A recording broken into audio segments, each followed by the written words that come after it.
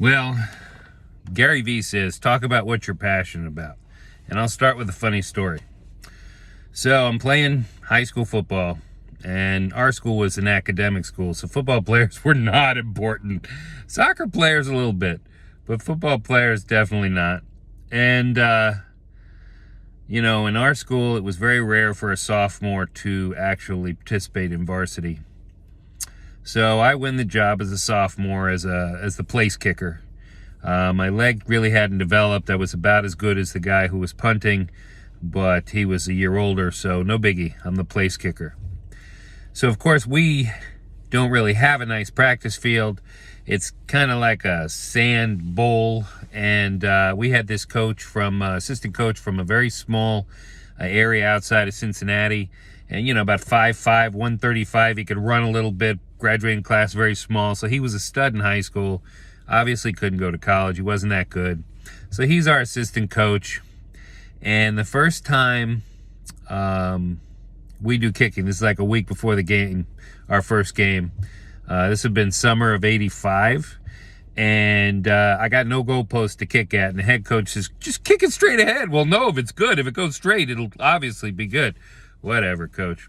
So that's the head coach. Now the assistant coach says, I take 2 steps, and I've been in love with punting and kicking since I was, 9 years old. I played soccer. One of my favorite football players was a guy by the name of Pat McAnally. Went to Harvard University, was a punter and wide receiver for the Bengals. And he actually retired at 32 and started writing because when he went to his 10-year college reunion, he realized that even though he's a professional football player, he was behind all of his classmates in life. So he retired. So anyway, I watched football and of course baseball and basketball in college and pro when I could religiously. That was my thing growing up with sports. And, I played in college as well. So anyway, 10th grade, my assistant coach, Mr. Billy Bates, says, Vinny, you'll never get the kickoff if you take 2 steps. And I look at him and I'm like, what are you talking about? He said, would you just do what I told you? Okay, no problem, coach. So I take 1 step, I kick the ball. It hits me on the ball of my ankle on the inside.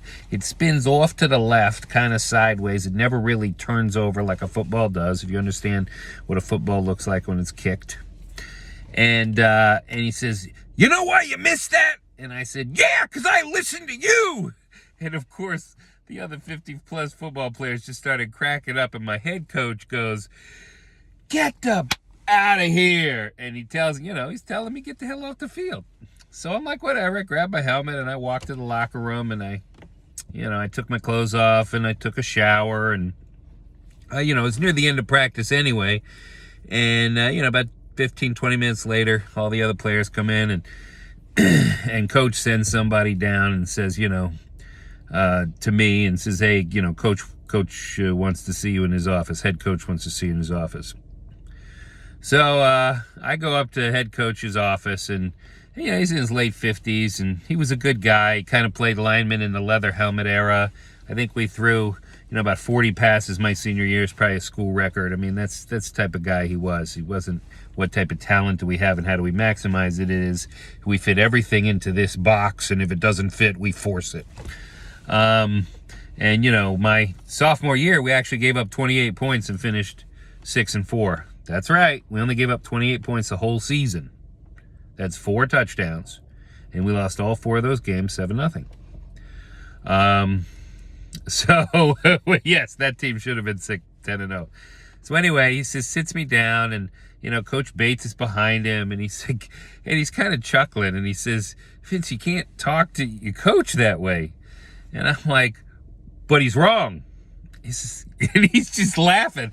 And I said, have you ever watched a football game on a Saturday or Sunday? I invite both of you to go home this weekend and watch every game you can and see if you can find one kicker, just one kicker. If you can find one kicker who takes only 1 step before he kicks, I will apologize on my knees in front of the team, and if you want, I'll even quit football.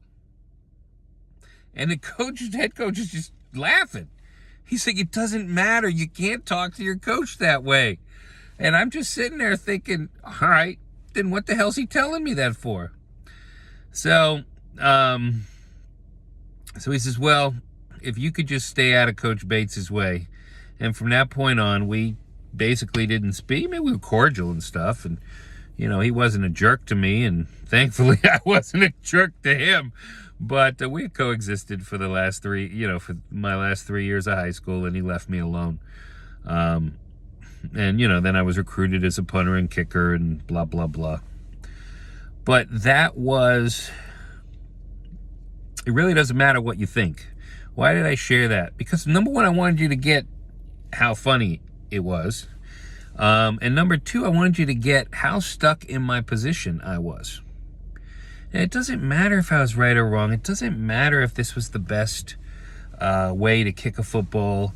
It doesn't matter if I earned a scholarship punting and kicking or I knew what I was talking about. None of that matters. What matters is how stuck in my position I was inside my own mind.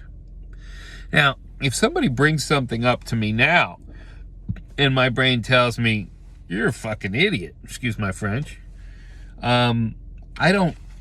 I immediately take that thought and I set it to the side, and then I actually consider the possibility that there might be truth in their words. I will repeat that. I consider the possibility that there might be truth in that person's words. And then I don't judge it quickly. I sit back, I assess it, I sit with it over time. It might be a day, an hour, a day, a week, a year. It doesn't matter. I sit with it, and then I see if I could find some validity or some truth or something valuable in what they shared, and then I make up my mind. And sometimes I'll come to the conclusion that maybe they were completely off base and there wasn't anything useful for me there. But because I do this, there's a lot of times I find things I never would have found. I find another point of view. I'm able to improve just a little bit. I'm able to expand just a little bit.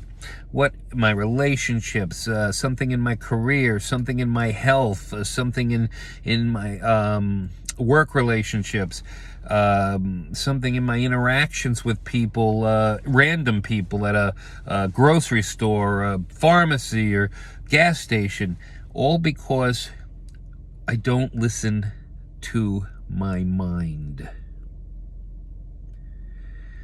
So if I would like to get anything across to you, it is, don't listen to your mind. Step back from your thoughts. Try to be independent from your thoughts. Try to assess. Try to look for new points of view. Consider the possibility that that other person might actually have a valid point. And then, of course, you always have the option to throw out what you don't like. But just consider it. The possibility exists that there might be truth in their words. The possibility exists that there might be something valuable in what they're sharing. They might know something you don't know. There was a very wise woman that once taught me, everyone is an expert at something in comparison to me. So you may not know how to punt or kick a football as well as I do, but there's something that you are an expert at in comparison to me. So why wouldn't I want to learn from you? Why wouldn't I want to seek you as my little teacher in this one little area? So rather than singing and pounding my chest about how great I am and how much I know and how wise I am, why don't I just try and listen? If we all did that, think about how the world would change for the better. So if you're still with me, thank you. You're always welcome to join me. I am very grateful for every one of you, and look forward to seeing you soon. Have a great evening.